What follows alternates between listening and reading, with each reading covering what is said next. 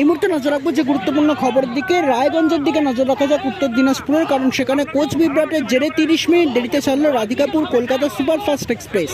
উত্তর দিনাজপুর জেলার Raiganj rail station থেকে টিকিটে এসি কামরায় AB1 AB2 তে রিজার্ভেশন থাকলেও সেই টিকিটের সিট কামরায় নেই। তার বদলে A1 2 কামরাতে তাদের সিট দেওয়া হয়েছে, কিন্তু রেলের পক্ষ থেকে কোনোভাবেই তা যাত্রীদের কোনো রকমভাবেই জানানো হয়নি। যাত্রীরা হয়রানির শিকার হন, যাত্রীরা ট্রেনে উঠতে পারেননি, অনেকে তার মধ্যে ট্রেন ছেড়ে দেয়।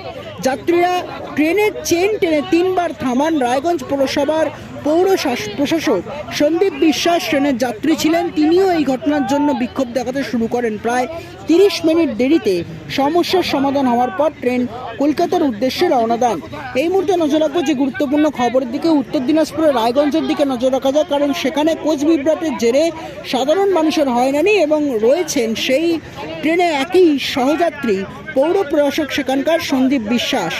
এবং যাত্রীদের কোনো রকমভাবে রিজার্ভেশন থাকলেও সেই কামরা তারা পাননি, যার জেরেই কিন্তু ক্ষুব্ধ সেখানকার যাত্রীরা। এবং পরবর্তীকালে 30 মিনিট পর এই সমস্যার যখন সমাধান হয়, তারপরে কিন্তু কলকাতার উদ্দেশ্যে সেই ট্রেন রওনা হয়।